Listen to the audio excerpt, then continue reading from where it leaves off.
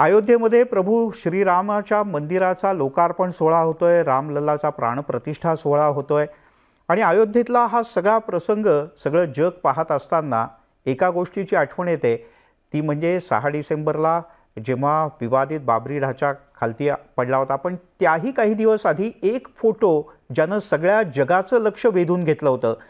त्या फोटोमध्ये विवादित ढाच्याच्या 3ही घुमटांवर भगवे झेंडे घेऊन चढलेले कारसेवक आणि तो फोटो जेव्हा अयोध्येतून सगळ्या जगभरात पोहोचला तेव्हा जगातलं वातावरण एकदमच बदललं. खूप मोठ्या चर्चा सुरू झाल्या आणि तो ऐतिहासिक फोटो काढणारा द फोटोग्राफर मोहन बने सर आपल्यासोबत आहेत. सर, खूप खूप स्वागत आपलं. मंडळी, अयोध्या म्हटलं आणि 6 डिसेंबरची आठवण म्हटलं की अनेकदा तुम्ही कुठेही शोधलत की एक फोटो आपल्याला दिसतो ज्यामध्ये अयोध्येतल्या त्यावेळेच्या बाबरी ढाच्यावर जे 3 घुमट होते त्या 3 घुमटांवर उभ्या असलेल्या काही व्यक्ती दिसतात. आणि मंडळी, हाच तो फोटो आहे. हा फोटो मी तुम्हाला दाखवू इच्छितो. या फोटोचे जे करते करवते या अर्थानं की हा फोटो सगळ्या जगापर्यंत ज्यांच्यामुळे पोहोचला, ज्यांनी हा फोटो काढला आणि तो पेपरमध्ये छापून आल्यानंतर सरकारनं अगदी सुरुवातीला असं म्हटलं होतं की असं काही झालेलं नाही किंवा अयोध्येत सगळी शांतता आहे, काही नाही आहे, लोक फार नाही आहेत. पण नंतर याच फोटोमुळे हे सिद्ध झालं की अयोध्येत किती संख्येनं कारसेवक पोचलेत आणि अयोध्येमध्ये नेमकं काय झालंय. पण सर, हा फोटो तुम्ही काढलाय तर आम्हाला त्या फोटोची कथा तुमच्याकडनं ऐकायची. काय कथा आहे त्या फोटोची? नमस्कार. मी ॲज अ स्वयंसेवक, संघाचा स्वयंसेवक म्हणून आणि न्यूज फोटोग्राफर म्हणून देखील 1984 साली जी संघाने राम जन्मभूमी मुक्ती समिती स्थापन केली, त्याच्यानंतर जी आंदोलन झाली, बाकी समारंभ झाले, जसं असेल की गंगापूजन असेल किंवा भारत माता यात्रा, श्रीराम ज्योती यात्रा आणि नंतर मग शिलान्यास म्हणजे रामशिलापूजन, अशा सगळ्या ह्याच्यात मी, माझी आई, माझे मामा, आम्ही सगळे स्वयंसेवक म्हणून भाग घेतच होतो. पण न्यूज फोटोग्राफर म्हणून देखील मी फोटो काढतच होतो अनेक. आणि ते माझ्यासाठी खूप महत्त्वाचा सगळा तो काळ होता. आणि त्याचबरोबर मी जेव्हा 1989 साली, मला वाटतं 30 ऑक्टोबर असेल, की शिलान्यास होणार होता अयोध्येला. आणखीन राजमाता विजयाराजे सिंधिया, अशोकजी सिंघल यांच्या हस्ते तो होणार आणि अनेक साधू संतांच्या हस्ते होणार होता. पण म्हणून आम्ही सगळं घरी प्लॅनिंग करत होतो, मामा, मी, आई. तर आई म्हणाली, अरे ती वारकरी असल्यामुळे त्याच वेळेस कार्तिकी एकादशी असते, त्यामुळे आई म्हणाली की नाही, मला कार्तिकी एकादशीला जायचंच आहे, पण तुम्ही जाओ पुढे. म्हटलं ठीक आहे. मग मी ह्यावेळेस आता ॲज अ स्वयंसेवक म्हणून जाणार, मला कारसेवा करायचीच आहे. तर म्हणाले नाही, असं कसं, तू फोटोग्राफर पहिला आहेस, संघ स्वयंसेवक आहेच पहिला, आणखीन पण फोटो देखील तू काढले पाहिजे आणि जायला पाहिजेस. म्हटलं ठीक आहे. मग मी निघालो. 30 तारखेला आम्ही जेव्हा 29 तारखेलाच पोचलो अयोध्येला. दुसऱ्या दिवशी शिलान्यास होता. शिलान्यासानंतर शिलान्यास वगैरे कवर केल्यानंतर बोट क्लबला एक खूप मोठा मेळावा झाला होता VHPचा, साधू संत आणि म्हणजे न भूतो न भविष्यती असा तो मेळावा होता. नंतर 1989 साली रामरथ यात्रा निघाली सामनाथ ते अयोध्या. ती मला लालजी आणि प्रमोदजी, आजचे पंतप्रधान मान्य नरेंद्र मोदी साहेब, हे सगळे ते त्यावेळेसचा जो माहोल वेगळा होता. मग ती तिकडनं सुरुवात झाली रथयात्रा. तर मी राजकोटपर्यंत केली. राजकोटवरनं मी मुंबईला आलो. मुंबईतनं प्रवेश, नंतर मग सोलापूरपर्यंत पुढचा कालखंड केला. सोलापूरनंतर मी डायरेक्ट हैदराबादला गेलो. मेडकच्या मतदारसंघातनं ती यात्रा निघाली पुढे, रथयात्रा. ती नांदेडवरनं परत महाराष्ट्रात आली. ती सगळी यात्रा कव्हर केली आणि मग मी घरी आलो परत 4-5 दिवसाने. पण जेव्हा आम्हाला मग हेच नंतर मी सांगितलं आईने की मग तू आता सगळे कव्हर केलेस तर 30 तारखेला जेव्हा कारसेवा होईल अयोध्येला तेव्हा तू गेलं पाहिजेस. मग मी 4-5 दिवस आधीच, 5-6 दिवस आधीच ह्याला पोचलो, लखनौला पोचलो. लखनौला. ज्या दिवशी मी पोचलो त्या दिवशीच न्यूज आली की लालजींची रथयात्रा अडवली गेली आहे, आणखीन स्थगित झाली ती रथयात्रा. त्या दिवसापासून जे लखनौमध्ये आंदोलनं आणि सगळं जे वातावरण सगळं बदलून गेलं. आणि त्यावेळेसच्या सरकारने कर्फ्यू लावला होता अख्खा.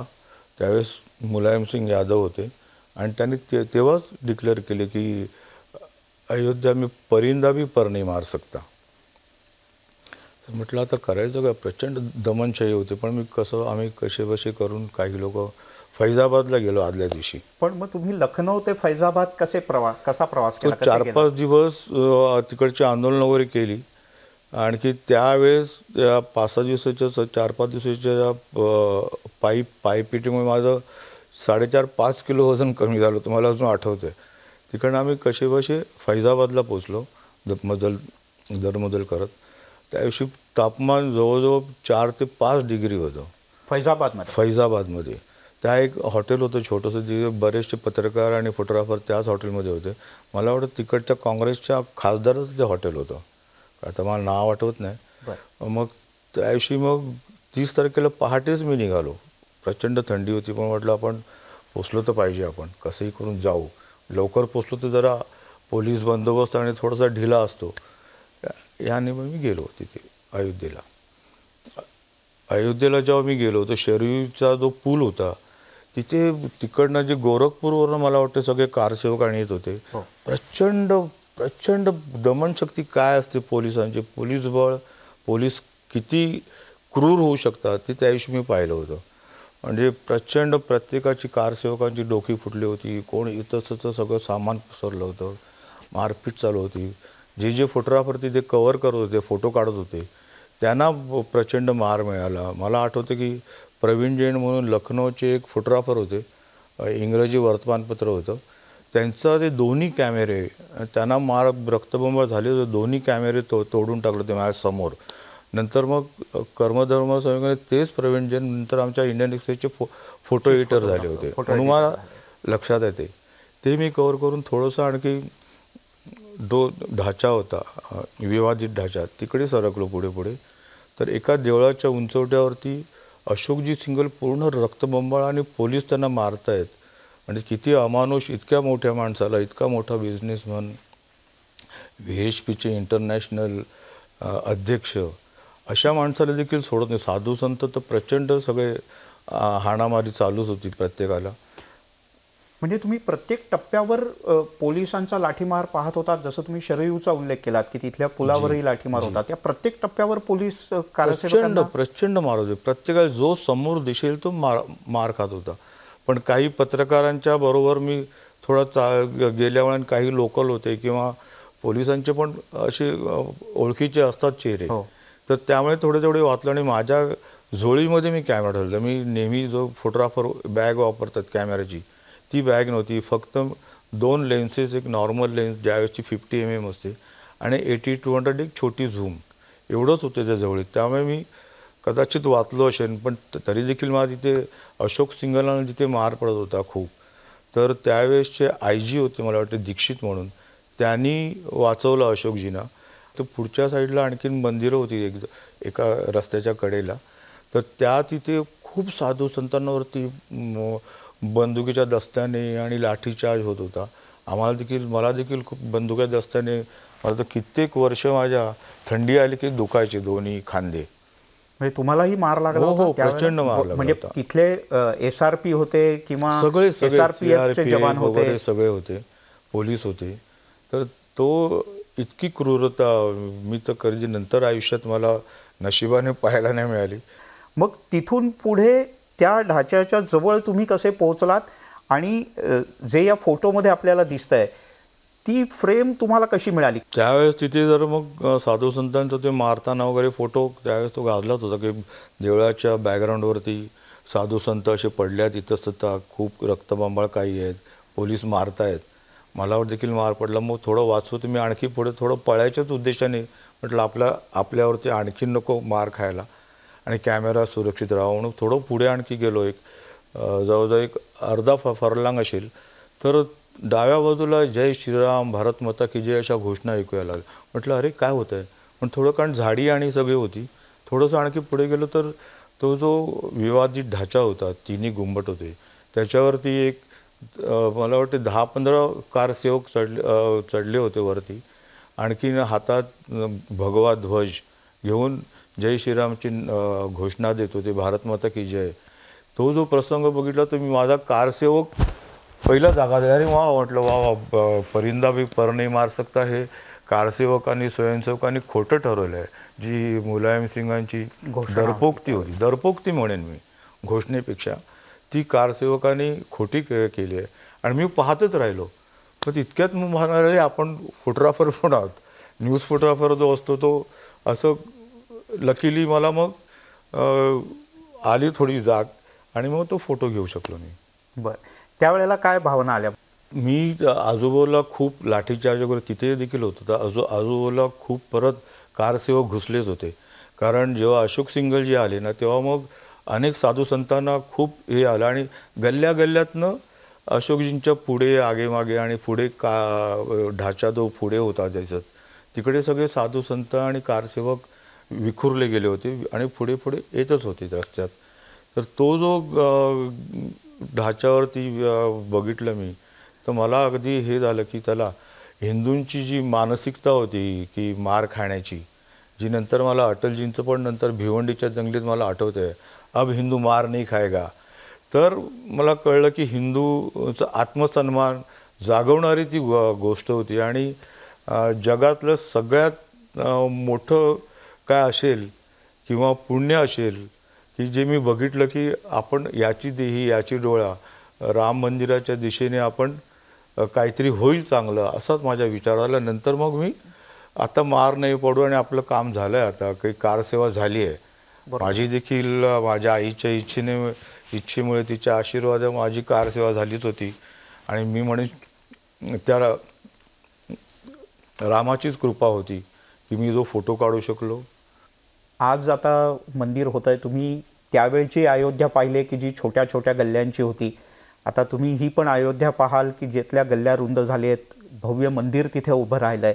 आणि तुम्ही तो विवादित ढाचाही पाहिला आहे की ज्याच्यावर कोठारी बंधूंसह अन्य अनेक स्वयंसेवक चढले होते, त्यावेळेचे कारसेवक, की ज्यांनी त्यावेळेला भगवा झेंडा तिकडे फडकवला होता. आज इतकं प्रचंड असं मोठं मंदिर होतं, इतका जगातला सगळ्यात मोठा कदाचित गेल्या काही वर्षातला हा कार्यक्रम होतो आहे. तुमच्या भावना काय आहेत? मी एक तर म्हणे की मला शिलान्यासाचा जो कार्यक्रम झाला तर त्यावेळेस आणि नंतर कारसेवकांनी तुम्ही म्हणलं कोठारी बंधू जे ढाच्यावर तो जो फोटो तुमचा आहे जगप्रसिद्ध, तर ते त्यावेळेस मला जाणवलं की हम होमगे कामयाब, ही प्रचिती मला त्यावेळेस आली होती. मी 2 वर्षानंतर ते खरंच झालं. आणि शिलान्यासाची एक मी आठवण सांगेन. एक मला खूप प्राऊड फील होतं आहे की त्यावेळेसपासूनचा मी जोडला गेलो आहे 1983-84 पासून.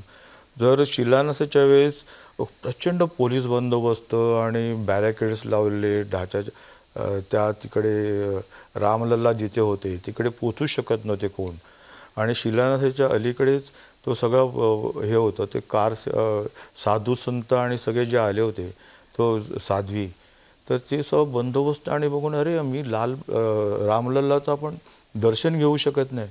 तो जो क्रोध होता, आक्रोश होता, तो त्यांच्या डोळ्याचा आक्रोश, त्यांची बॉडी लँग्वेज, तो जो फोटो होता, त्याला देखील मला त्यावेळेस सांगू नये खरं, पण आता मी करतोय की त्या फोटोला देखील मला नॅशनल अवॉर्ड मिळाला होता त्या फोटोला. म्हणून मला असं वाटतं की समजा चेतन शर्माच्या हॅट्रिक असेल, मी सांगितलं हरकत नाही ना की 5-6 देशाचे फोटोग्राफर असताना चेतन शर्माची हॅट्रिक मी घेऊ शकलो होतो. तर तो मोमेंट किंवा बिंद्राने जे पहिलं भारतासाठी गोल्ड मिळालं होतं त्याचा देखील मी साक्षीदार आहे. किंवा अनेक घटनांचा साक्षीदार आहे मी. किंवा वरळीच्या समुद्रात ते दूध वाहताना जो फोटो होता त्याला देखील एका त्यावेळेस मंत्र्याला राजीनामा द्यावा लागला होता. अशा अनेक प्रसंग आहेत की मी घेऊ शकलो होतो. पण मला आयुष्यातला तो सगळ्यात मोठा क्षण वाटतो की जी 6 डिसेंबरला बाबरी उद्ध्वस्त झाली.